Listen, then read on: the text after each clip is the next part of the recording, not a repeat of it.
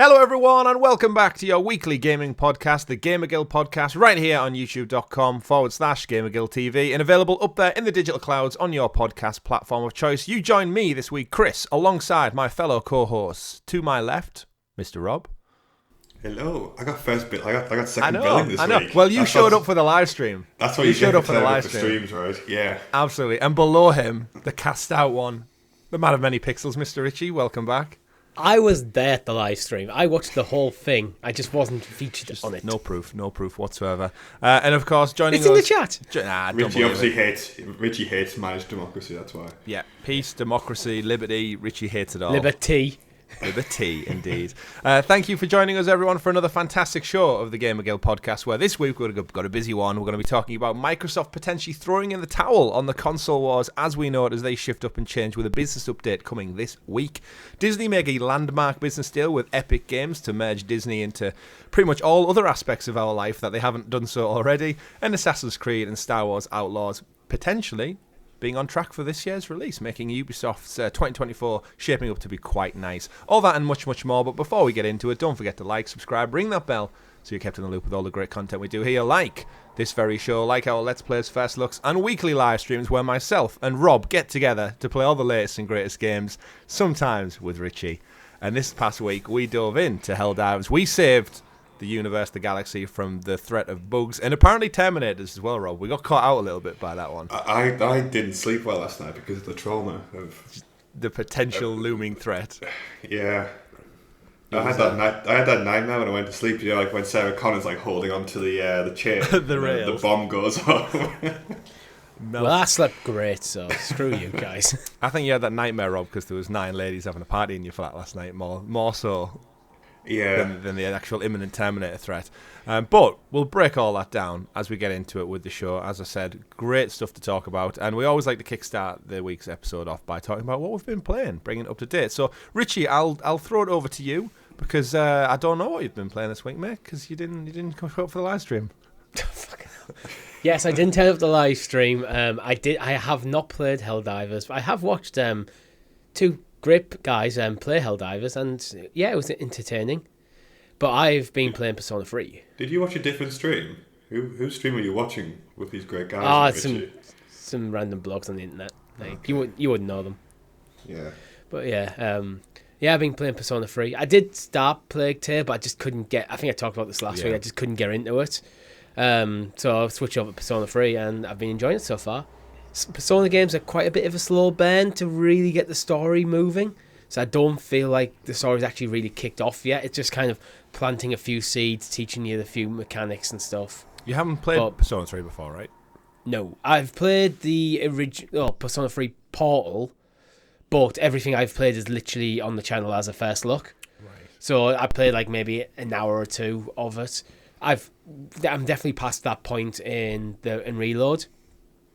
But the story hasn't really started going because it's doing the slow. There's a lot of different mechanics and stuff. It's a very different game to most of RPG, so it's just doing the whole tutorial stuff. I was going to ask, actually, how different are the mechanics game to game? Because it sounds like there's a fair bit of variance. From game to game, from what I've seen between Reload and Persona 5, there's quite a lot of crossover, but in terms of how the mechanics operate. Some a few different tweaks here and there, but you can tell the games are the same franchise. Gotcha. However, they play differently to any other RPG I've really played in certain ways, because the game's kind of basically on like a calendar system. So it's not just like you go into the world, you explore an area, you get a few quests, do the things. Like, it is turn-based battle. It's almost like Pokemon-esque in some ways, the battle system. But there's this one major dungeon that just like spans the entire game, that you slowly progress your way through, and you keep coming back and back and back. It's like you can basically go there every night. Because it's weird because it is on a calendar-based system. Like, each day you can have so many actions. So it's like whether you spend time with your party mate or other friends, or go work on your skills, or different stuff like that. It's almost like very dating sim-esque. Oh, okay, yeah. Chuck in a Japanese RPG with some like Pokemon elements. Yeah, it's like a lot. But like, it is, but it works. Sounds very JRPG. And this is reloaded on GamePass, right? Yes, it is. Yeah. And 4 is also there as well. That was like a 1-2 hit. Persona 4 Golden, which I think was the Vita version, is on Game Pass. Persona 3 Portal, which was the PSP version, I believe, is on Game Pass.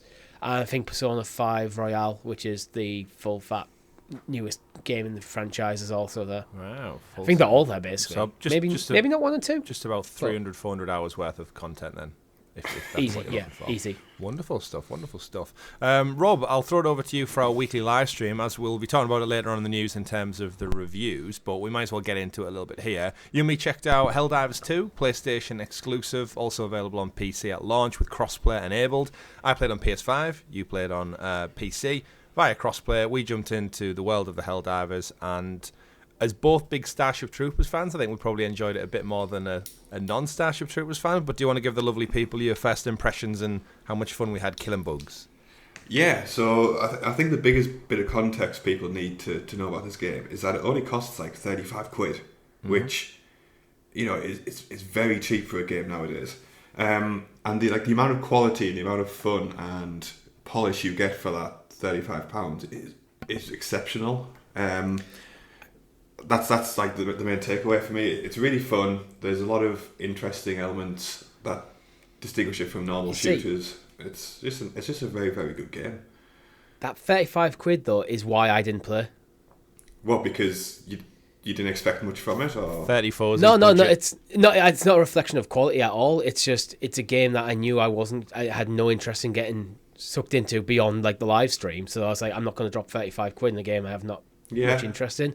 Where if it was on PS Plus, I'm playing with you. That's nice. I think the argument is that I don't think it would be like a major pull for subscribers. Like, it's getting like a lot of good positive traction now, but I don't think it would have got that on launch. I think it's a miss I do think it's a miss on the PlayStation. I mean, it's selling well, so we don't have to worry about that. They made the right decision. But I always feel like if it was on PlayStation Plus, people like me would have played, and you have a chance of getting me in, and then get me on, potentially picking up a few microtransactions. Yeah, but because it's not, I'm not touching it. Yeah, fair play. I suspect with this one is we know Sony have been kind of testing the waters with PlayStation Plus and what they want to do with a few of the releases, because we saw them drop Horizon Forbidden West back in, I think it was like the March after it released. And when all that leak happened from Insomniac, we basically found like they weren't happy with its performance. They'd almost like devalued the game by throwing one of their AAA titles into PlayStation Plus.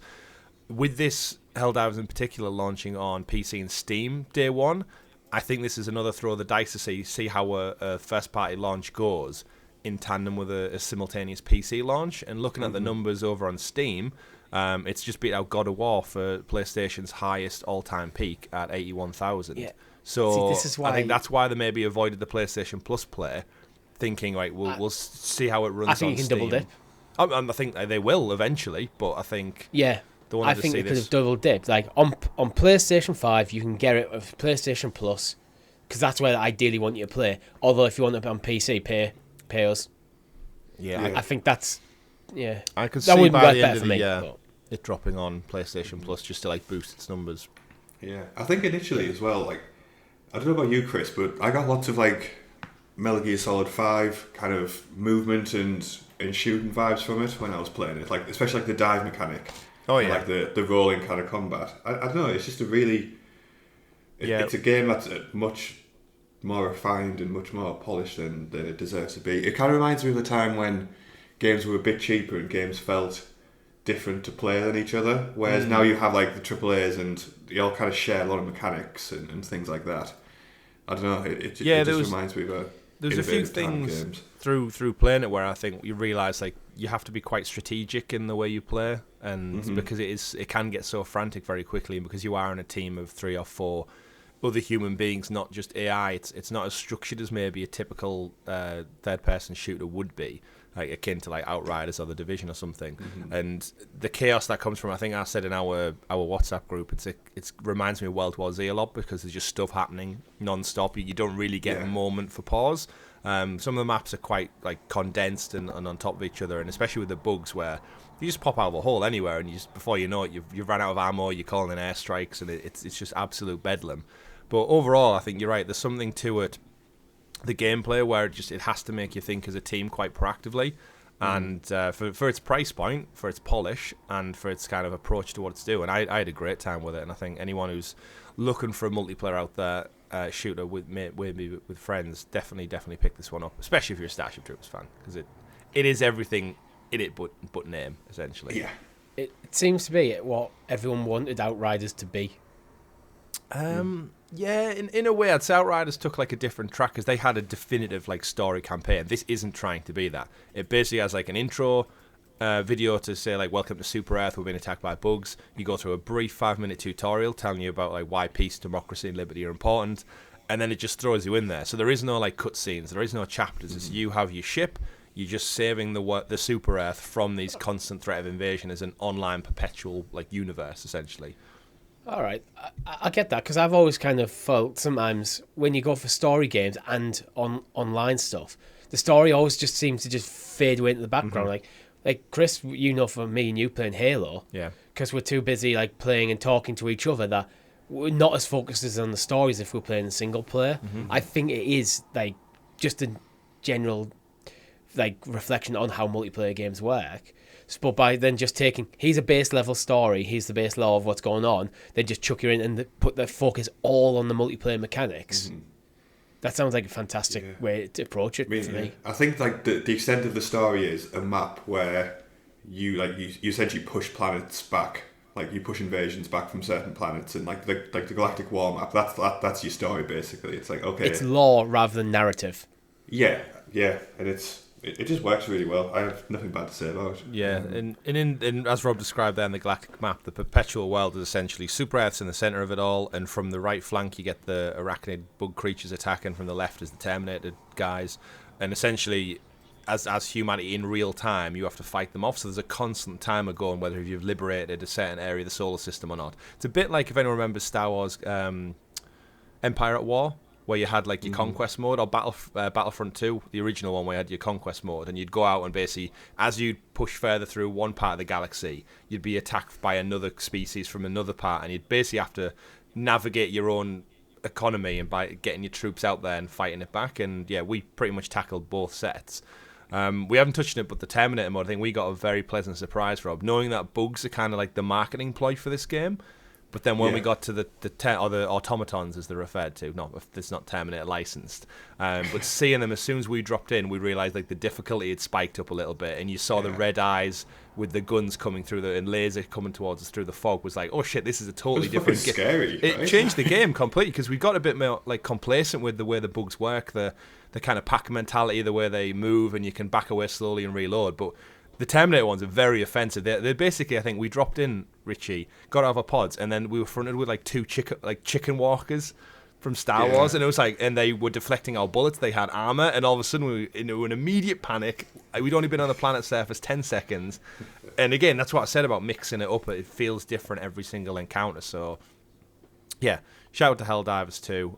Definitely be jumping back onto that one. I hope it has a decent bit of success, because this is PlayStation's arguably first foray into their live service games they've been working on, and I think whether it's the price point or the IP maybe, but I think it's off to a good start for what it needs to be. Yeah, definitely. And let's not ignore the fact that it was a gamble as well, switching from first person format, which everyone received well, to third.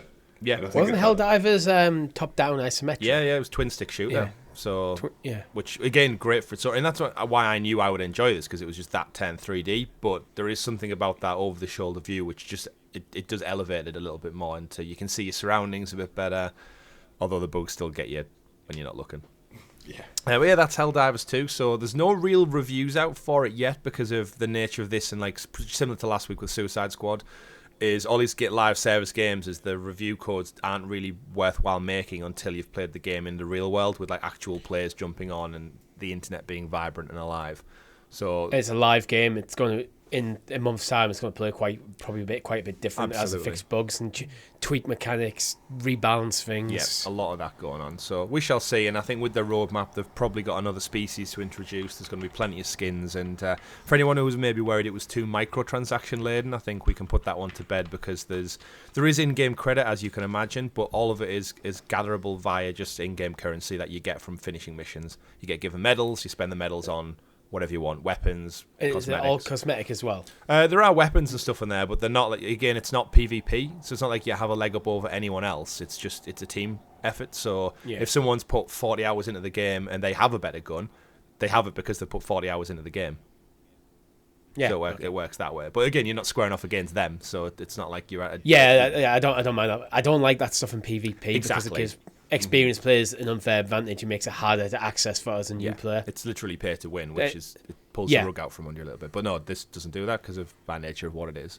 Right, gents, shall we get into the news? After all, we have a busy show lined up with some potentially industry-changing news coming from Microsoft once again. They can't rest on the laurels, these guys. They thought they'll have us with the FTC court case for the last 2 years, and just as they put that one to bed, they have a fantastic developer direct, and then they go, you know what?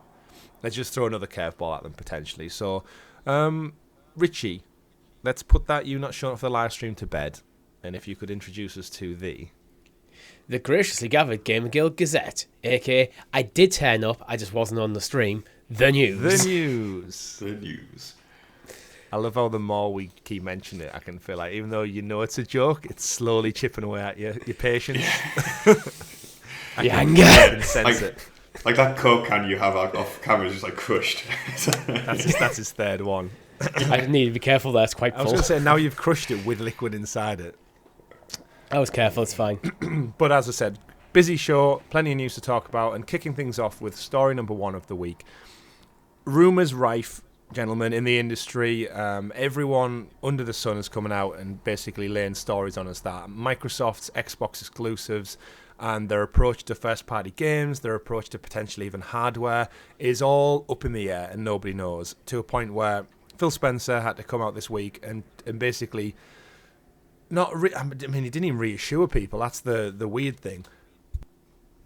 He came out and said, we've heard you, we're listening, we're going to make a business case event next week. So we should kind of caveat all of this that whatever we talk about is purely rumour and speculation. Now, we don't usually cover it on this show. However, the sources in which this information came from is pretty much everyone in the industry who journalist-wise, who covers this. So you're talking The Verge, Tom Warren, Jason Schreier, like big names who pretty much leak all the news that we usually know about on a regular basis. This isn't random Twitter account that's got 200 followers. This is literally veterans of the industry are saying, like, no, there's not smoke without fire here. There's been some people out there completely losing the shit and completely extrapolating basically no news into, oh my god, Microsoft are going to destroy Xbox and never going to touch it again kind of stuff. It's like, probably not that. Probably not that. Probably calm yourself down a little bit. So again, to read the full tweet, we're listening and we hear you. We've been planning a business update event for next week where we look forward to sharing more details with you about our vision for the future of Xbox. Stay tuned. So that's this week. That could happen any time. So this podcast goes live on a Monday on free feeds. Members get it early. Gamer Guild Heroes, 99p. Click join below. But I think it's worth getting into. We could all be wrong by the end of it, but I think we three will approach it from a leveled head perspective. We're not going to flip tables. We're not going to sell our Xboxes. We've riled Richie up, bro. What have we done? We've created a monster. He's a can-crushing machine. It's the caffeine. It's the caffeine. But yeah, so realistically, this breaks down into a couple of pillars that I'd like to get into, and I think the biggest shift that comes from this is, reading from the Verge and Eurogamer combined, Microsoft is mulling over Xbox exclusive potentially no longer staying exclusive. So the rumours are initially Starfield was going to go multi-platform to PlayStation 5. The exclusive Indiana Jones, which remember had a fantastic reveal less than 1 month ago at the Developer Direct, also might only be a time exclusive for as little as 6 months, is the rumour as well. So not even a full year. But 6 months, I think, is a big period of time, because with game sales, like when they first come out, they're going to have that massive spike, and then it's going to trail off, and it's just going to be trickle away. And bear in mind, Game Pass, after that first 6 months, they're probably not expecting any huge, small sales, apart from the steady trickle. So you might as well just have another spike when they launch us to another platform. Well, that's, I think, where we'll get into and break it down more. We've got Hi-Fi Rush, which we know there was data miners found literal cosmetic skins for Chai, the main character in the game, wearing Nintendo gear and wearing PlayStation branded gear So that's almost like a shoo-in definitive, yes, that is happening, unless they suddenly walk it back. And then the long kind of one that keeps chipping away is Sea of Thieves, is also looking for a boost in its audience by going multi-platform as well. Now, I think all things said and done, we should remember that Microsoft do have, now owners of Activision Blizzard King, they have multiple franchises that span across multiple platforms. We had it already in Minecraft. That's been going for many, many years, and no one bats an eyelid. New launches into that world like Legends, which we played on the channel probably this time last year, actually, not too far off, which is mad to say that it was almost last year we played Minecraft Legends together. That's been going for a while. But then on the flip side, Call of Duty, Overwatch, like they now own some of the biggest franchises that are going to annually release across all platforms. And they have to do that legally because they agreed to it in a court case. And I think that's why maybe Phil hasn't came out this week and definitively said anything, because their lawyers must be still sieving through every public thing they put out now because of the backlash they could get from the court cases. So, focusing on the games first then, gents. Richie, I'll throw it over to you first because you mentioned it a little bit there at the start. In terms of timings with exclusivity, Microsoft, let's face it, Halo, Gears of War, not had the best of run recently with first party. They tried something different with Redfall, but Halo... the problem is they didn't really try something different with Redfall. They're stagnating a little bit. So in terms of exclusives, I think the biggest thing that irks gamers up, if you've bought into this ecosystem, you've bought into this brand, to then suddenly be told, like, oh, it's actually going to go elsewhere, I can see why people get defensive over it. However, what's your take on exclusives eventually going multi-platform? Maybe not at launch, but several months, a year later or something. Honestly, I'm just generally in favour of it because I'm not involved in console wars. I'm not one of these people who go, oh God, Microsoft are going to put their games on PlayStation. I am done with Xbox forever. Sell my Xbox, which I have seen people online take that approach, and it's just kind of pathetic, to be honest.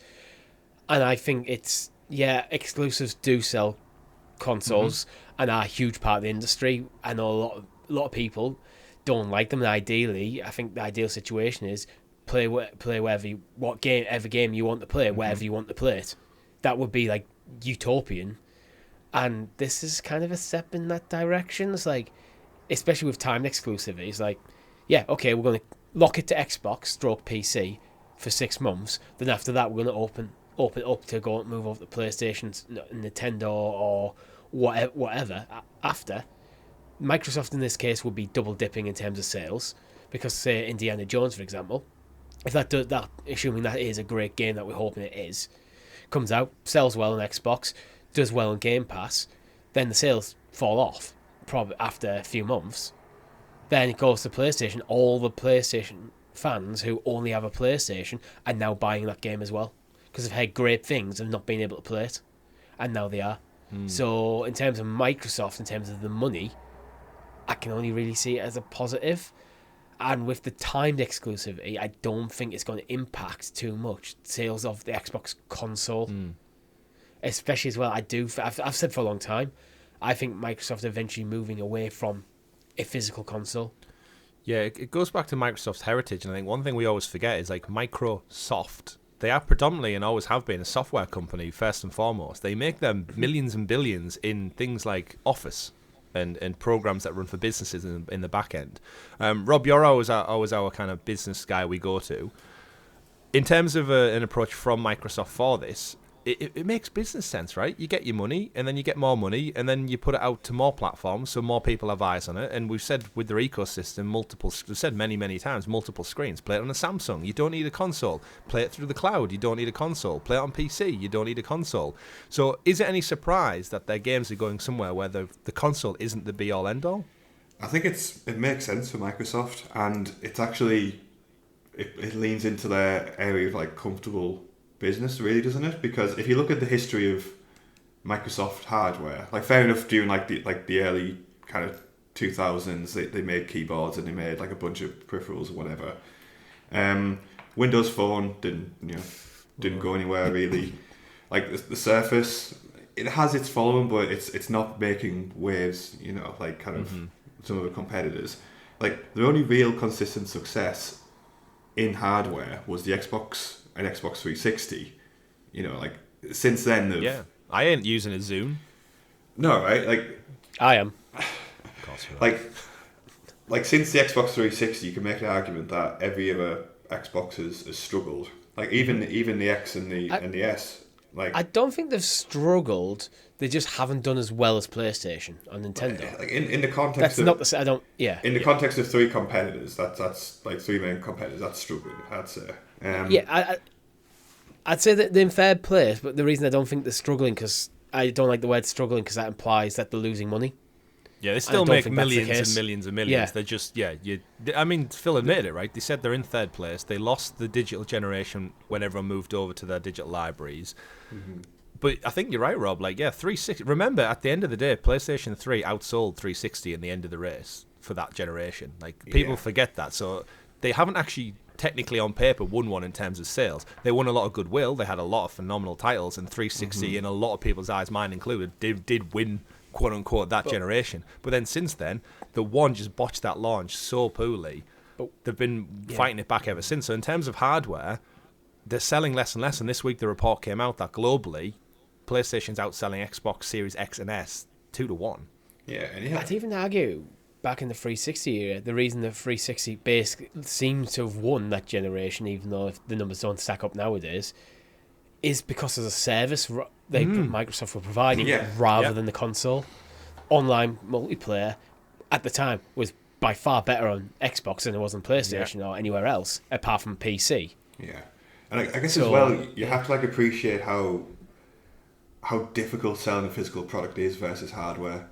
Like, you have to design the entire thing, you have to manufacture fucking millions of them, and then you have to get them to shops, you have to get them to your online store, then you'll have loads left over. Your supply chain as well. Yeah, and you'll have loads left over which you then need to clear because it costs too much to store them. So it's cheaper to give them away for next to nothing than it is to keep them in storage. And honestly, it's a headache that I'm not surprised a software company might not want to deal with, even one as big as Microsoft. So considering the way the market's going towards more digital, less physical, it makes sense for Microsoft. And there's a nostalgia part of me that says, it would be very nice to have a box to play games on, just because I've had an Xbox 360, but I can't. But the box could just be a cloud streaming box. Yeah, stick that we know they have worked on. Yeah, exactly. Yeah, Project Keystone was a thing that still presumably is in the background and will cost a lot less to distribute and such.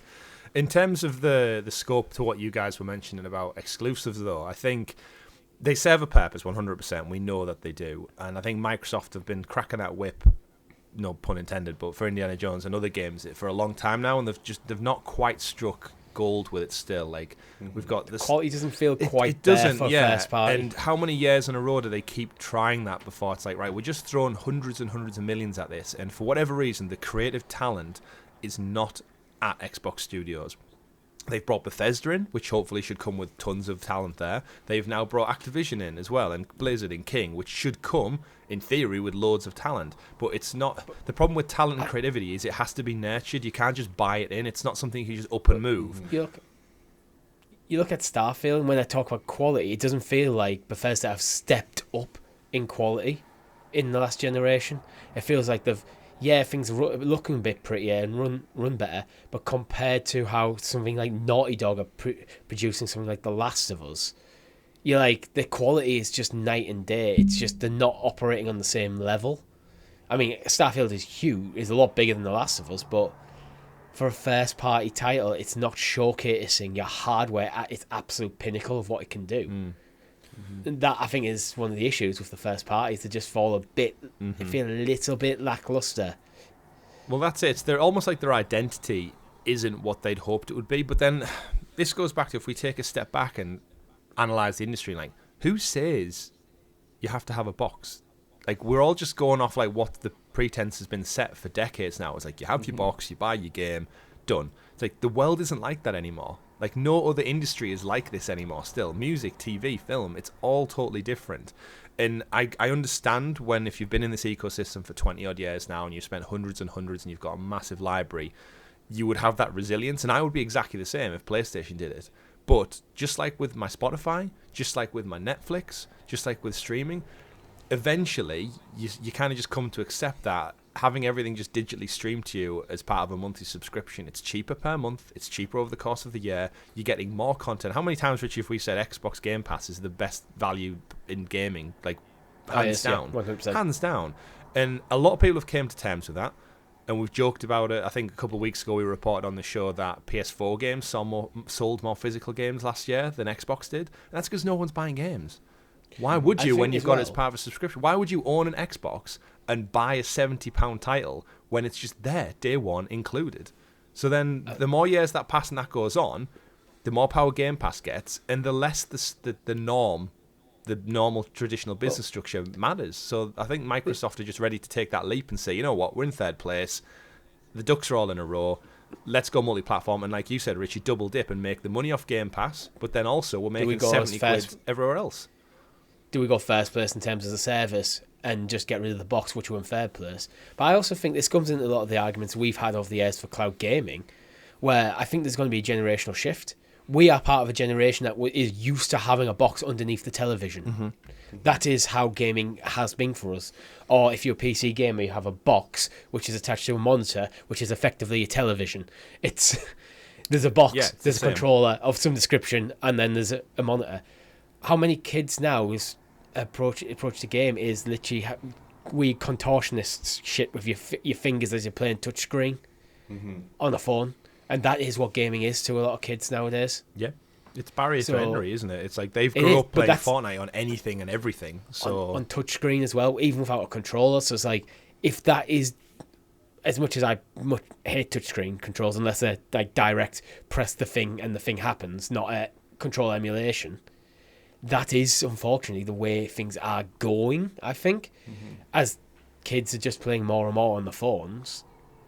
So they're wanting these. You look what Apple are doing. They're clearly tapping into that part of the market. I think Xbox are looking at it going, well, how many kids actually want an Xbox underneath the TV? There might even be a decline in TVs in kids' bedrooms coming because of people just using tablets and phones and stuff all the time. Absolutely. So it does... One final thing we haven't considered as well. How much easier does this make Microsoft's life if they want to buy more big studios and big franchises? If they can just say to every regulator, oh no, like, well, obviously this competition debacle which we had, like with ABK, like that's such an easy argument to overcome now. Is it just a case of going to hoover up more studios all the time? Well, I mean, you'd like to think they've got enough. They are. They are in the world. They're the biggest publisher right now. Now they have ABK. They must be hands down the biggest publisher of games on the planet. I think they need to work on elevating the studios they currently have rather than acquiring more. Because otherwise you're just going to have... It looks good for the share price though. That's the... It does, yeah.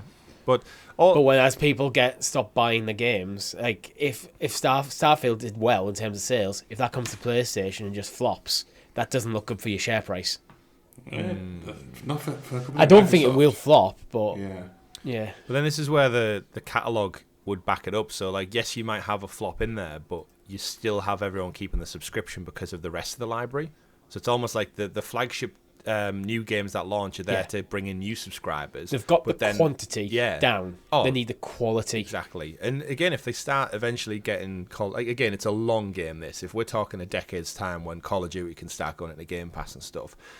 It does make people start to think, and we've said it many times. We said it with the cloud gaming shows we used to do. But realistically, if you've got Game Pass and they're giving you that title and it's a la carte available elsewhere, you would start to question it, right? So if it happened in the last year, I want to play Starfield.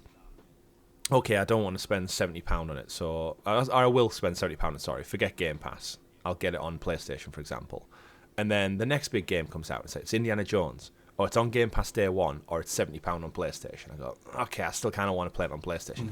Eventually, that dam must break where you go, why the hell am I paying £70 for these titles? Call of Duty's out, but it's on Game Pass. And I do feel like in the long term, and as you said, Richie, with younger generations coming through, they would rather pay £12 a month and get all them same things rather than dropping £70 every quarter or something for the exact same thing. And that's, I think, where PlayStation start to potentially lose their footing.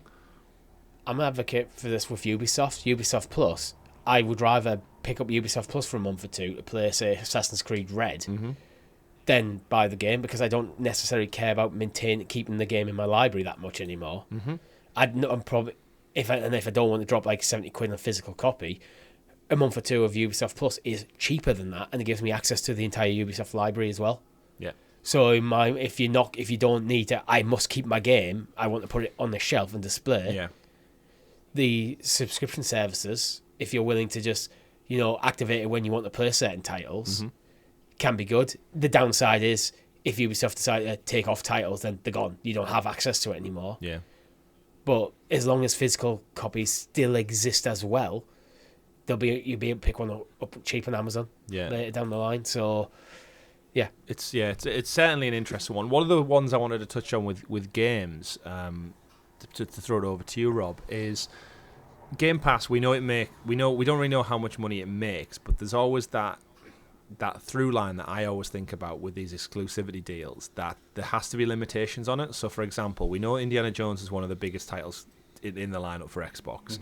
We know Blade is a massive one that they announced as well, and they've been very coy over what the exclusivity is, what the deal is. And the way I look at it is, because it's coming from Disney and Lucasfilm, my concern from Microsoft part would be, if they're going to make a deal with Xbox, they want some money back in return. And Microsoft go, well, it's gone on a Game Pass. So what money are they making a la carte other than Game Pass subscriptions? So how can they turn to Disney and say, we can guarantee you 200 million profit?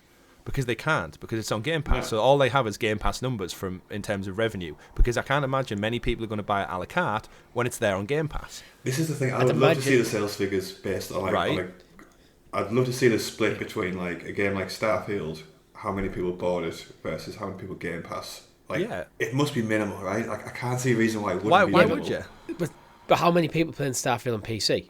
I think it's more people playing Starfield PC than there's PC on Game Pass as well. For a bit. PC Game Pass, it's free on there too. So yeah, but I don't think PC Game Pass does as well as console Game Pass. Oh, it definitely doesn't, because the market. I think there's because I think when people go to PC, it's almost like hardcore PC players. Steam.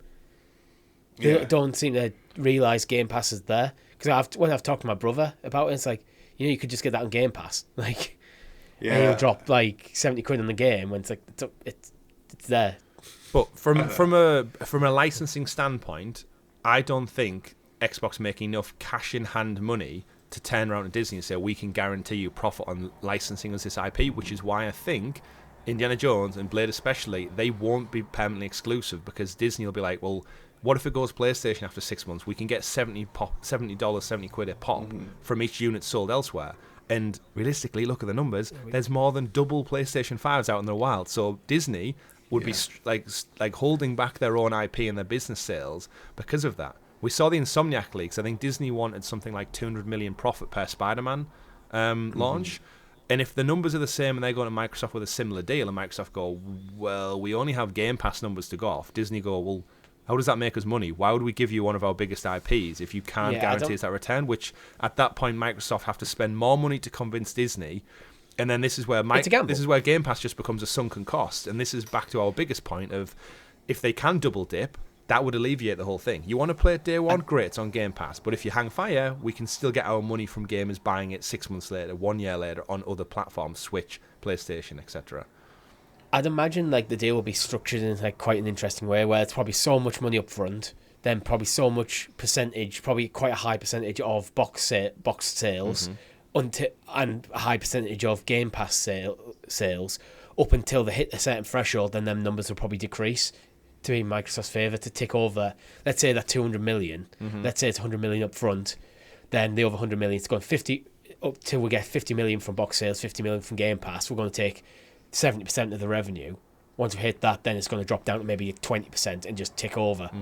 There'd be some sort of structuring like that. I mean, their numbers off the top of my, I've pull out my arse, but on the concept of, I don't see a strong argument as to why they wouldn't release after 6 months, on different platforms. I can't see.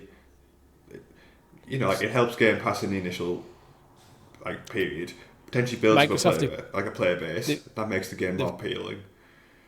They've clearly given up on what Sony and Nintendo trying to do and going, we're going to keep everything to ourselves, so you have to come to us to play out these titles. Microsoft have been, for the last few years, this is not a new thing, have been quite more relaxed about the whole play anywhere mantra. Yeah. So it's like, as long as they're making money and Xbox is healthy, they don't really seem to care that much if you're playing on Xbox or on PC or even... things like you mentioned Minecraft earlier, Chris. I mean, that's a grandfathered deal, but they don't seem to have any issue with that continuing. No. And then that goes back to the wider picture. It's like, why should they care? It's a business.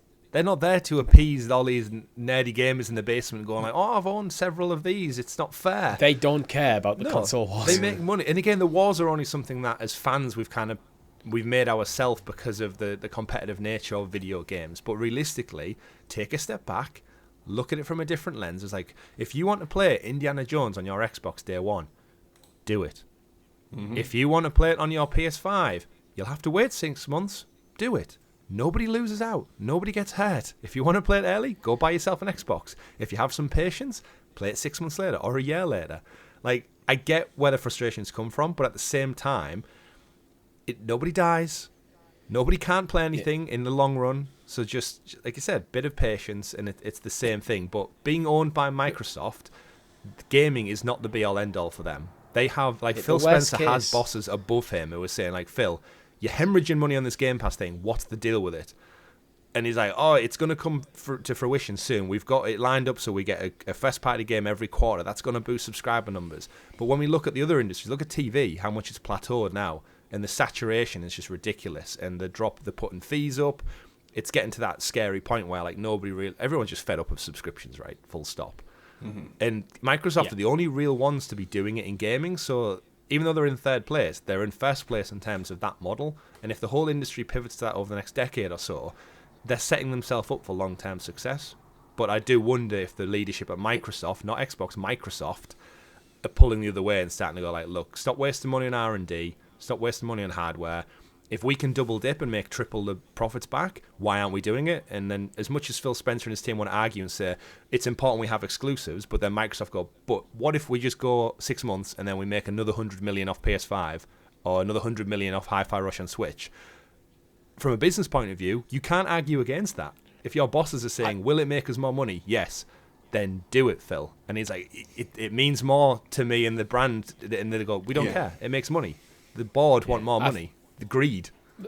The last thing I really want to say on this topic is I feel like Microsoft are currently experimenting with the business model at the moment. They're trying a few things out and see what works. And I think that's what's rattled a lot of people on the internet. Because people on the internet just get rattled over anything. So, and something I probably want to touch on as well and look into is leadership, because at the end of the day, these are human beings and they're working to bring us the best entertainment. Yes, well, some of them might be robots. We're not sure how good AI or Bing is over at Microsoft. Bethesda, Starfield, like seemingly when they were brought into the fold, they had issues already. I think there's emails that leaked through the FTC court case that said, like, why the hell are our games not going multi-platform, but others are? And I think, was it Todd Howard or it was one of the people at Bethesda, Pete Hines maybe? And there was like his emails linked where he was not happy, and he was like, why is one exclusive and one isn't? And I think it was about predominantly Starfield, because they'd worked on a PS5 version for many, many years. And you got to remember, Microsoft absorbing these companies, just because you're bought by a company, you don't have to be happy about it. And I can imagine there's a lot of leadership at these other companies, Activision included probably now, who are now being brought into this Microsoft world. There's layoffs, there's consolidation. Your colleagues who you've worked with for decades are no longer here anymore.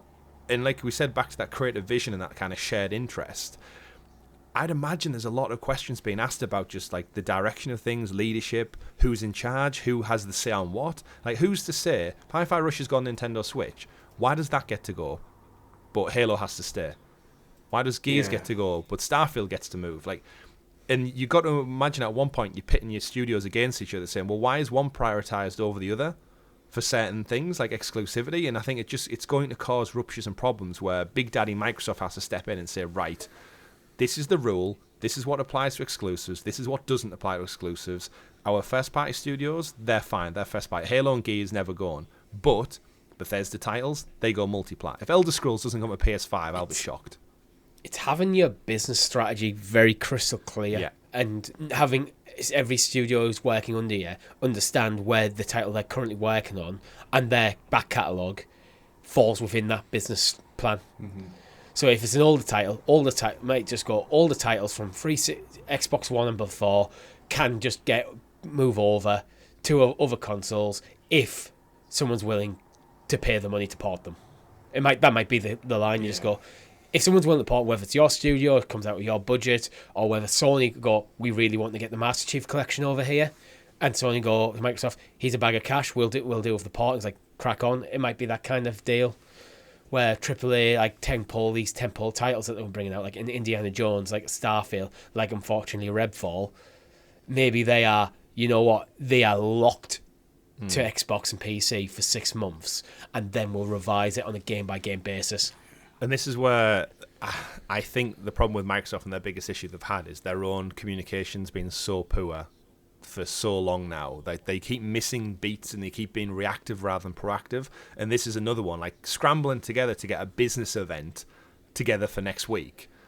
What is that? Like those lines in the sand need to be drawn of like, what are the rules for us as a consumer, as an Xbox fan? I need to know what's coming and going where. Like, stop. It can't be on a case by case basis. If like I'm thinking ahead for if I'm going to buy the next console or not. 2023 was not a good year for Microsoft, I don't think, in terms of Xbox.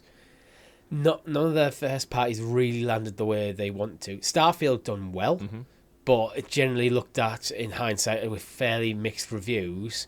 I think it sold well, but it's not the massive era-defining game that everyone was kind of hoping it would. It's largely been forgotten. It has, yeah. And is also dominated by the ABK deal, which probably took a lot of time and effort away from the management of Xbox.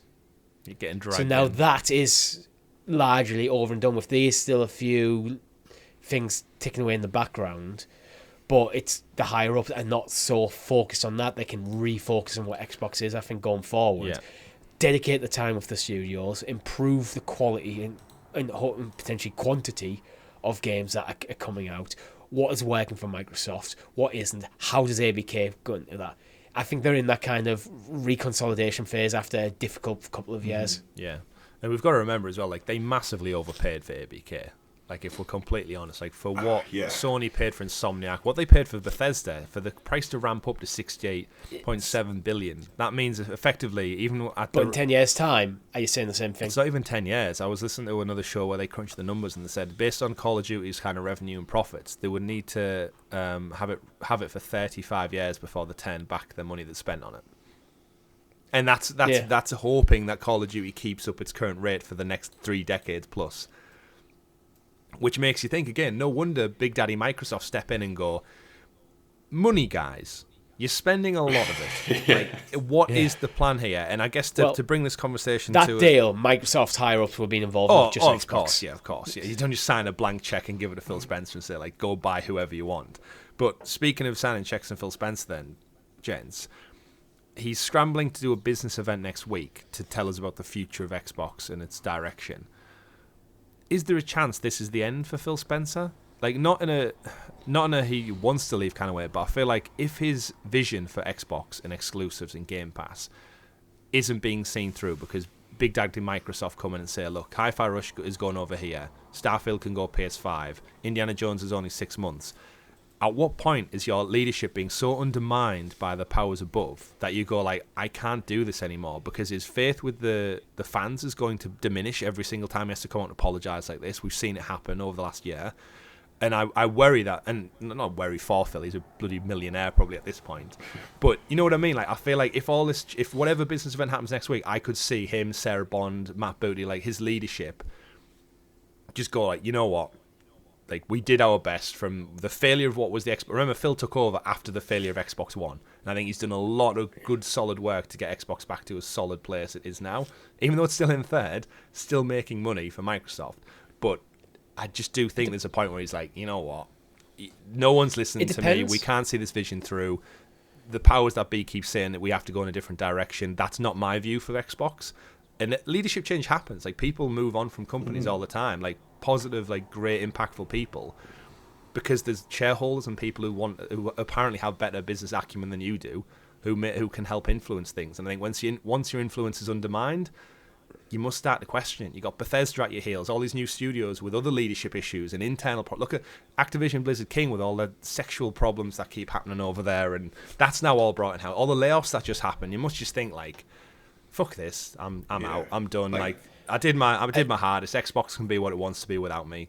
Go have fun. You're making a big assumption that whatever the next kind of phase of Xbox's vision is going to be isn't aligned with Phil Spencer's.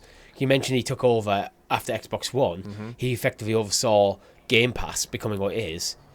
This could be just the next phase in his initial pitch to Microsoft's board of why he should be leading it. So it does depend. I think it could be you know what, we're doubling down on your vision because it seems to be working. We're going the right direction. We're not where we want to be. The console's dying out, but that might have been kind of Phil's part of his pitch initially to get Game Pass up and running.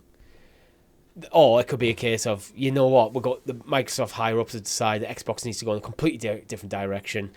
Phil and the current leadership, and they're going, that's not how we see it should go, and then maybe they just amicably move on from each other. Yeah, I mean, it could go either way. I think the difference is like people in the gaming community see Phil Spencer as like, you know, he's a gamer. Yeah, they see him as like a personality of Microsoft and of Xbox. Mm-hmm. Like for Phil Spencer, this is a job. Yeah, and absolutely. Like speaking from personal experience, like when you have to go and like deliver consistently bad news to people of all different like varieties, like redundancies, or this game fucking binned it on launch and everyone's laughing at us, like that gets you down, man. And like I can, as someone who's like, it feels like forced to wake up every morning and like just deal more shitty bad news out of it. I can completely see him just kind of not throwing in the towel, but thinking I can do something else which will make me happier. And if I taken this as far as it goes, is what I'm currently doing worth the pain? Is where the destination worth the pain it is to get there? Yeah. Or is this now on the right tracks and all I need to do is step aside and let someone else who's got a bit more fight left in them? Yeah. It could just be that. I believe we're going in the right direction. Mm-hmm. Yeah. It's going to be a struggle to get there, but we'll get there. Yeah. But I don't maybe want to do the fight myself. I'll hold on until we find the right replacement. It could be a lot of things. Yeah. But it's an interesting one to think, like, just after next week, what we'll know about it. But I think you're right in a lot of senses there. Like, it's a hard job to have, and being, I think, a front-facing figure. We saw, like, Jim Ryan. Remember, he's gone from PlayStation as well. Their heads moved on. Mm-hmm. And he was never really beloved because he wasn't a gamer. He was a businessman first and foremost. But it's like Phil, I think, gets a little bit of a pass because he does come across as, like, a gamer. Mm-hmm. But like I said, that doesn't make money. Just because you're like relatable and you can talk to people about playing Baldur's Gate and stuff doesn't mean that you're making the right business decision. So it's an interesting one to see. All I do hope is whatever happens, don't replace him with Phil Harrison. Xbox, do not replace him with Phil Harrison. No, We've seen he's done it everywhere else now. Don't bring him in to Microsoft and Xbox again. Although he was already there at one point, right? I'm sure. Yeah. But probably doing the Xbox One era. Yeah, maybe he's the last one to steer the ship. But jokes aside, it's going to be a very interesting week for Microsoft. We'd love to hear our audience's thoughts and views on this one. I think to round out this story, just a quick little touch point, gents. If you were to see Xbox titles, exclusives, leave and move over to our precious PS5s and our Nintendo Switches and other devices potentially, what franchises would you like to see most of all? Richie, we've been playing through Halo 1 and 2. Would you like to round out the Master Chief Collection with some Platinum trophies over on your PS5? Or is there another franchise that jumps out that, like, actually I'd rather play blank? Well, I think just resuming all the Bethesda stuff, like there's a whole ZeniMax thing going over PlayStation. I think I'd like to see that. Although I still associate them all with PC myself. I was going to play Starfield on PC if my PC could run it, and it couldn't. Hellblade, recently played Hellblade 1. I found that was fantastic. I think that would do very well on PlayStation. Got an existing user base as well with the first one. Yeah. I've never played Gears, so I don't really know. I've not played a modern Halo, so I can't really say that. The old games could work. It'd be an interesting thing, but I don't know. It's an interesting proposition, isn't it, to look back at like the legacy library and think like, well, what would actually do well? Anything jump out for you, Rob? Crash Bandicoot. Yeah. already there, but yeah. It has to be Hellblade for me. I'd love to see how that would look on PlayStation hardware. Out of all the things that Microsoft are doing in the game space, I feel like that one has the legs for more kind of games. Which is like the actual sad thing is, I think about Xbox Live and I'm like, oh, what would I love to see on PlayStation? I'm like, I don't know. Yeah, like the list isn't great, right? No, like that's what we've been saying all along about exclusives. Like, do I want to see like another mid-level Gears of War title? Probably not. Do I want to see another? The key franchises feel. I've felt for a long time. The key franchises feel very rooted in the Xbox 360 era. Yeah, there's not much I want to see more of. Yeah. Well, that generation PlayStation won out in. They invested a lot of money in new IP. We saw Horizon, we saw Ghost of Tsushima like launch off the back of that, whereas Xbox just put out another Halo, another Gears of War. Like, arguably, that the Xbox One generation, the only exclusive worth anything was Sunset Overdrive, and that was made by Insomniac, and they're owned by PlayStation now. And they're making Marvel games for the next decade or so. But yeah, there was a Push Square article that did like a survey on PlayStation fans of what you would like to see, and in at number one was Gears of War, which I think would have been a third-person over-the-shoulder shooter. That fits. Yeah. If they brought like a Gears of War collection to PS5, I would be all over that. Absolutely. I think it does fit maybe the PlayStation style better than any other IP. Halo second. Indiana Jones, it's an unknown quantity, so I don't know why that will come in third. Elder Scrolls. Yeah, put that under the ZeniMax banner though. Yeah, Elder Scrolls in at 4. Forza Horizon in at 5, which again gives some competition with Gran Turismo. Like, yeah, why not? Fable in at 6. 7 for Starfield. I think Starfield will probably be the more relevant current one, I think, to get over there. Fallout, again, already exists. Marvel's Blade, unknown quantity, and then Hellblade in at number 10. So as far as PlayStation fans go, no surprise Gears and Halo are up there at the top. But yeah, Master Chief Collection, Gears of War Collection, I think they'd be great. And are we in an ironic place where because PS5 is outselling Xbox 2 to 1, they would make more sales on PS5? Yeah, this is the reality you can't get away from, is that. Or if you put the Master Chief Collection on Switch, like, you're telling me 120 million Nintendo Switches with the Master Chief Collection playing OG Halo 2 on the move portable with your friends. Imagine that. You know the adverts for the Switch when you see them on the rooftops in New York and they're playing with their mates? Bunch of 30-year-olds cracking out the Switch and playing Halo co-op versus mode. Instead of playing Splatoon, they're playing Halo. Absolutely. So it's such an interest, again, from a business lens, it's mad to think they could probably make more money elsewhere. And I guess that sums up Microsoft's problem and Xbox's problem one for one. But we'll find out later on this week's, gentlemen. As I said, there's a business event being lined up, and everything we just spoke about could be absolute bullshit. But probably is, yeah. Like it is, yeah. The last hour of the podcast was complete. You've just wasted your time listening to this podcast so far. Listen to the rest, though. Jokes on you. Good thing we've got some other news that's not related to Microsoft to talk about. Pivoting away, Disney announced, the Walt Disney Company had their earnings report. They usually do every single year. They've announced a $1.5 billion US stake in Epic Games as it launches a multi-year partnership to create, and I quote, an expansive and open game world of entertainment in a connected universe via Fortnite. The new Unreal Engine-powered persistent universe will I've never even heard that word, interoperate with Fortnite to offer a multitude of opportunities for consumers to play, watch, shop, and engage with content, characters, and story from across Disney's vast portfolio. Explicit mentions of Disney, Pixar, Marvel, Star Wars, and Avatar will help users to create their own stories and experience, expressing their fandom in a distinctly Disney way and share content with each other as they always have loved. Don't know what any of that really means, but they put out a trailer for it. Fortnite into a metaverse. It seems that way. Epic Games CEO Tim Sweeney said Disney was one of the first companies to believe in the potential of bringing their worlds to Fortnite, which is not wrong at all. We've seen Star Wars, we've seen Avengers, we've seen arguably every IP they already own appear. And you know what? I think it's some of the coolest stuff Fortnite's done. Remember when Thanos showed up in Fortnite and it was like one person would be Thanos and he would have the Infinity Gauntlet. He could just shit mix everyone else on that Battle Royale field, and it was only for a limited time. I thought that was fantastic. And again, if I was like a 12-year-old that would be, I would be all over that. The only reason I'm not is because I've kind of grown beyond that type of gameplay, and the way we play isn't befitting of that. But yeah, big stake, lots of investments. That means like Epic is now half owned by Epic. Disney have a big share in it. Sony have a big share in it. And it's just these big, massive entertainment powerhouses basically running the world through Fortnite. Rob, throw it over to you. Multi-year collaboration, billions of dollars of investment.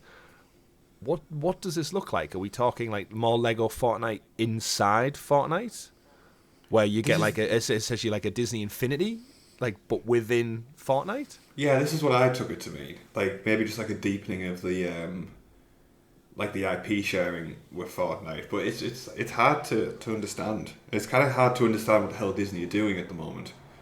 Like, I don't know, like they keep zigzagging in and out of gaming, and then they've just kind of jumped in again.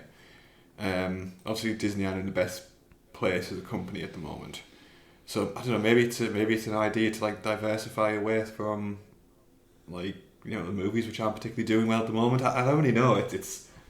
It kind of came out of nowhere, and I can't see a logic behind it really. Yeah, well, the trailer that they put out shows some concept art, which shows like essentially a multitude of like islands where there's like fake Disney cruise ships going on pretend tours. There's a cyberpunk world, like branded skyscrapers that say like Stark Towers there. There's the Death Star looming over. There's X-wings flying all over the place. There's essentially it's like Disney World with all its different lands, but in this virtual space. And I think back to your point, Rich, I think that is like their metaverse of like actually you can walk to the Disney Marvel section of this, and there's Marvel games within. It's almost like what Ubisoft try and do with this Assassin's Creed Infinity, where like you drop into the world of Fortnite and the Battle Royale's over there, but then if your little avatar character runs over there, there's a whole Star Wars area with 3 or 4 different Star Wars games within Fortnite. Right. Yeah. Rather when you boot up Fortnite, rather than boot up a menu and picking a mode, you drop into a hub, and then you can go explore the hub, and then drop into a game from in the hub. Yeah. And this is where I do genuinely think Fortnite, the synergy. And Disney Plus is one of the things that you can just jump into. You just go watch Disney a Plus film. while sat there as your little avatar guy. Because we praised them, Richie, when we played Lego Fortnite. We dropped in, and my Stormtrooper character I'd bought on the Nintendo Switch version of Fortnite got made into a little Lego Stormtrooper character. So the skins I'd bought years prior were there in a Lego form inside the Lego Fortnite game. And it was like, that's just brilliant that I don't have to. I've not lost anything. It's only like one skin pack I probably paid like $150 for, but it was there. It existed in my little universe within that IP. And if they do this for whatever the future of video games looks like, if you were like a 12-year-old now and you spent 300 quid of your mum and dad's money on all these skins and characters and weapons and stuff, and you can bring them into whatever new thing comes out, it actually almost goes back to the Xbox thing of like Fortnite won the digital library generation of like in-game cosmetics, where if you spend that much money on packs and skins and stuff, and they will continue through to whatever the Epic's next release is, that kind of works, right?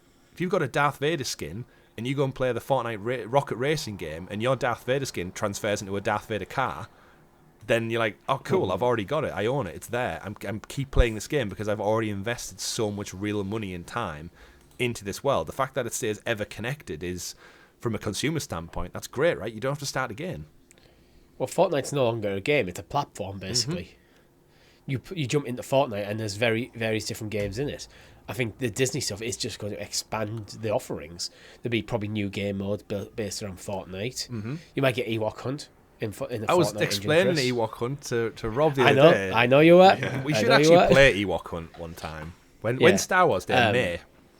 Lock it in. Yeah, May the 4th.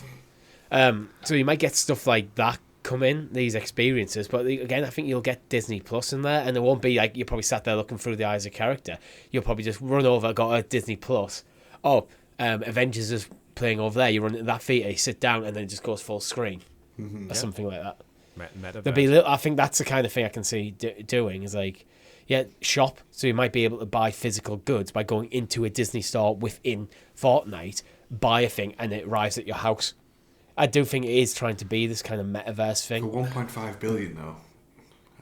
Yeah, but that's also buying into like shares into Epic, which that's the engines they produce, and revenue from Fortnite. Yeah, They'll be getting the stake I think back. it's like Sony's stake, isn't it? It's like they own a chunk of it. So Yeah. however Sony collaborate by putting Kratos and Nathan Drake and stuff into the game, it helps the game, but then in turn they get profit off the back of it. So it's almost like, it's how I joke with people who work in the like council or police or fire or NHS workers. It was like their taxes ironically pay themselves in a very, very small way. Because you're paying tax. It's almost like Disney are now paying themselves small percentage profit returns because they have a stake in this company that they're going to collaborate closer with. So, and it's any game that like anyone buys from the Epic Games Store as well, Disney will get a small cut of that. So the 1.5 billion isn't just here's 1.5 billion to put our IP into Fortnite. yeah. That money will probably be spent doing that, but Disney will be getting a return through the entirety of what Epic does as a corporation. Mad. So much money. But then again, to talk about so much money, how crazy is it that $1.5 billion is still nothing compared to the 80s, whatever the Microsoft paid for ABK? I know, Like, it's not And even the thing close. I wouldn't be surprised if there's clauses in there that the Disney arms of gaming now don't have to pay any royalties to Epic for the use of Unreal Engine. They just get free access. So any Disney game can be made on Unreal Engine, whether it's licensed or in-house, and don't have to pay them fees. There'd be stuff like that involved. That's probably why Sony have investment to get access to Unreal Engine, so that all their studios can have it without having to pay a huge licensing fees. Looking at this concept art, it's just a shame it's not a real place I can go visit. Like, I love Disney World, but it's not quite as cool as this place looks. Yeah. Everything just like in its own full. Like, that was my biggest thing with the theme parks they fucked up with, is Star Wars Land was just like a small little area in one of the existing parks. It was like, that should have been a park unto itself, where as soon as you go through them gates, you are immersed in, if you go right, there's Endor in the snow area. They already have like the designated tundras ready. They've got the biomes. They've got them there ready to go. Yeah, there should be the Hoth area, there should be the Tatooine area, the canteens, but the canteen should be a full-on restaurant canteen experience, not like a little one in the corner that can only fit 50 people in at a time. But I digress.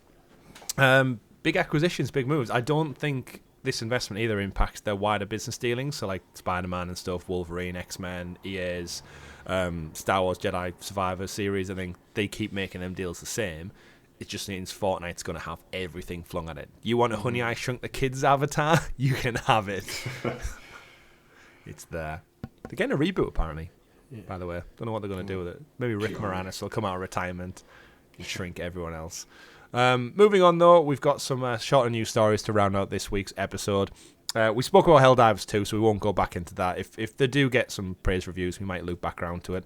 Foamstars, another title that launched in PlayStation Plus, which is arguably one of the reasons Helldivers maybe didn't go into PlayStation Plus this month, because they'd already had a deal with Square for a free shooter game to go in. And I think having two maybe would have split the divisions of players too much. Foamstar critic reviews, mid. Its Metacritic currently sits at 59. Screen Rant gave it a 70 out of 100. Push Square gave it a 7 out of 10. Eurogamer gave it a 6 out of 10. So it's kind of like sitting in that kind of middling area. Again, for those who don't know what Foamstars is, it's basically Splatoon from the Nintendo Switch, blatantly ripped off and put into a slightly different engine, and made more into a game show than it is traditionally in Splatoon with the little inkling characters. We might check this one out. I'm kind of easy on it. I'm not that like it's getting mixed reviews, but reading from Screen Rant, there's so much good to say about Foamstars with its quirky characters and cheerfully energized feel. While at launch the matches doesn't feel entirely balanced, that will even out over time, yet the microtransactions look as though they could only get worse. Push Square say Foamstars is a colourful, unique and entertaining shooter. The modes and characters on offer at launch are fun twists on genre staples, and the central foam mechanic is a playful addition with some potential for strategy. It's light-hearted, fast-paced fun with plenty of style, while the steep microtransactions and the so-so court missions keep it from being great. I'm going to throw it over to Richie, because the fact that microtransactions was mentioned so many times, I can feel that can getting crushed more in his hand. He's going to spill it all over his computer at some point. Foamstars, Richie, you're the biggest fan out of the three of us. Apparently. What's your... With the microtransactions, I don't actually hate microtransactions. It depends how they're implemented. If it's just pure cosmetic stuff, I couldn't care less. Like, if you want to make your character look different and you want to pay £400 to do it, that's on you. As long as it doesn't impact gameplay. It's when microtransactions impact gameplay I have issue. And so we'd have to, because none of the review, like the summary reviews, kind of mention how the microtransactions kind of impacts it. They just kind of suggest that the microtransactions could be problematic. Yeah.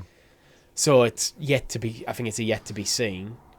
But the gameplay just kind of seeming to be just okay from what they're offering. It's like, no, everyone's saying, yeah, it's kind of fine, it's entertaining, it's a slight twist on the genre, but it doesn't seem like anyone is kind of going, oh, it's actually got a really cool concept of how it plays. It is a bit of a Splatoon clone, but it does it well. It's unfortunate about the microtransactions. It's going, yeah, it's good enough. Yeah, I think this is going to be dead in a year. Yeah, I agree. It's already can't see it going anywhere. Yeah, it's one of those where I think it's probably great for a weekend with your mates, but the microtransactions alone. So the fact that nearly every review mentions it seems to be undermining the fun to be had a little bit. But less about that said, the better. Moving on, Assassin's Creed Red and Star Wars Outlaws look like they're on track for this year. We know Assassin's Creed Red, which is the feudal Japan style AC game, it's been in the works for quite some time, and Star Wars Outlaws, which is again the one from Massive, who are the Division team. Yusuke Mons came out as part of an earnings report for Ubisoft and basically clarified that they both should be set to launch by the time the next financial year ends, which is March 2025, meaning we should see it. If they target their usual releases, they've been quite open with saying Outlaws is still targeted for 2024. We saw that the last trailer. And in terms of Assassin's Creed, I don't think we've ever had an Assassin's Creed release in the springtime. It's always been a November, October launch in terms of Christmas, and I can't see them missing that cadence for this one, especially because Red seemingly is like it's what people have been asking for a decade plus now from Assassin's Creed, is take us to Japan. And I think between you, me, and Richie, Ubisoft, Ghost of Tsushima basically just elevated that to be like, how have they not done this already?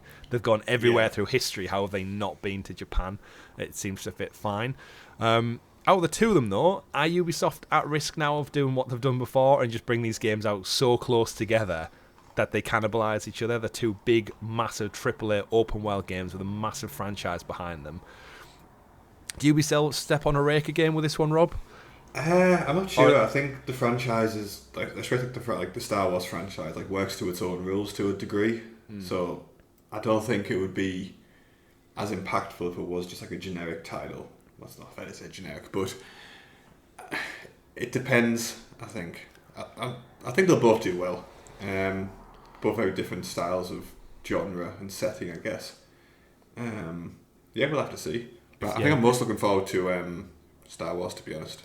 Star Wars. It's such an interesting one. I'm totally sold on both of them. So my panic would be if they do come out so close to each other. I know Assassin's Creed is 100+ hours. Outlaws is possibly going to be 50 upwards, and I want to play both of them. So, but you know, Assassin's Creed will be on sale 60% off in 3 months.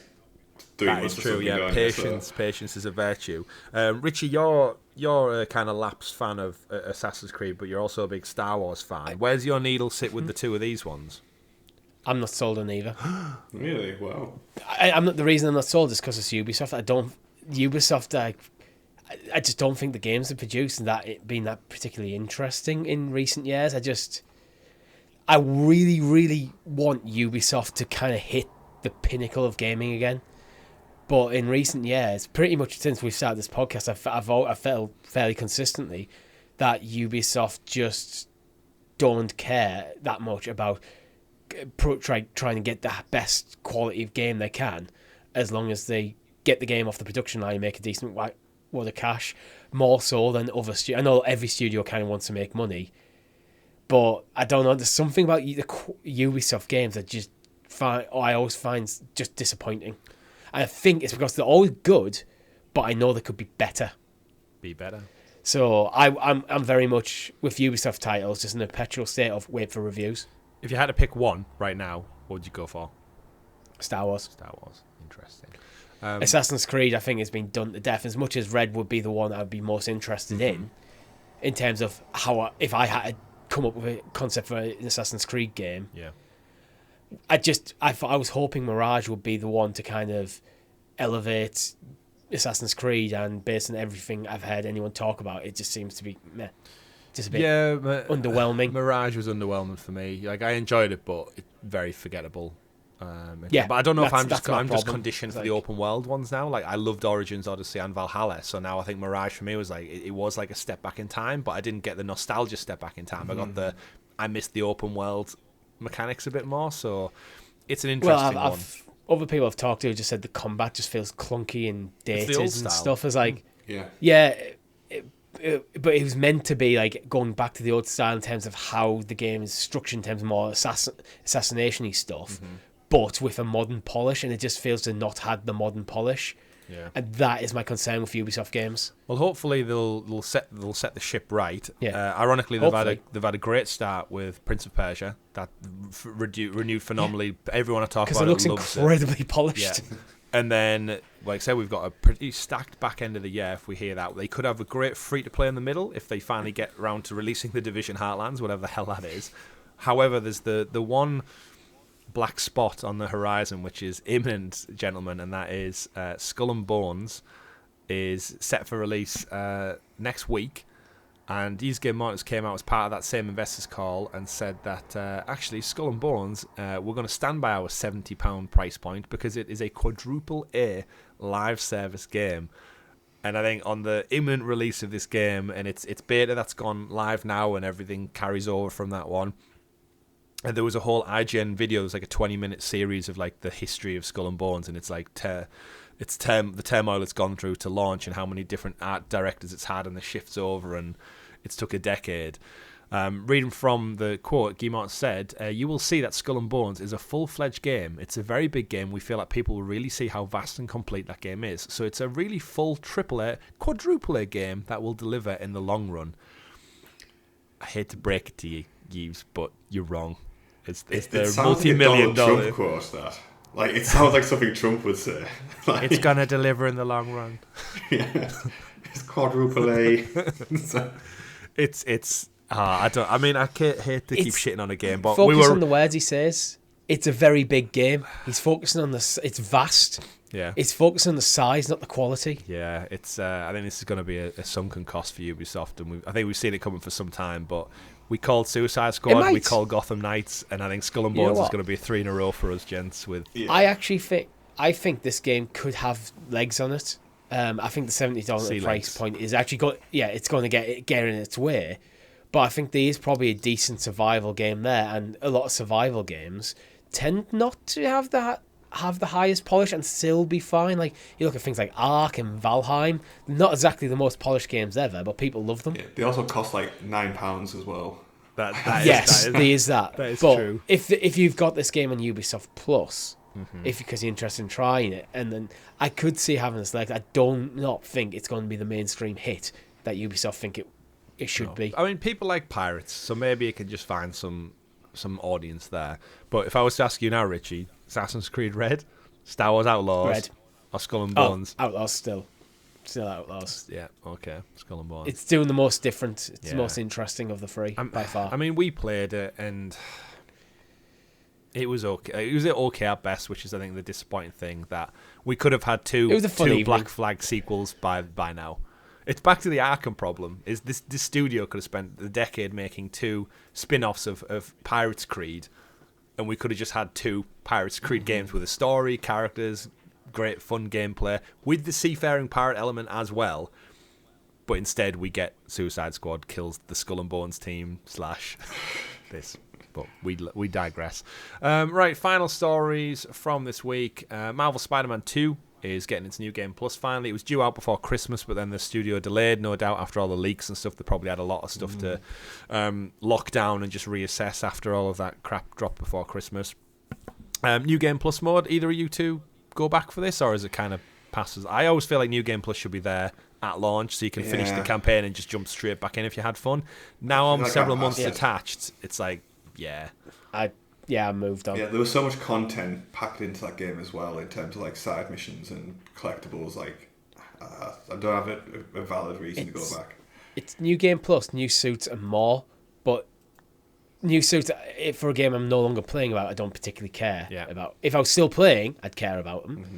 New Game Plus, I don't think it's even if I decide to go back to a game in the future, I'd never really jump into New Game Plus, because with New Game Plus you jump in, it's like you're max level, you can't remember how to play. I'd rather go through the learning experience of the game again.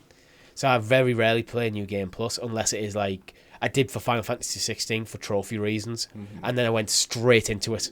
Or Starfield, where they erase everything you've ever done and just literally start from scratch to begin with anywhere.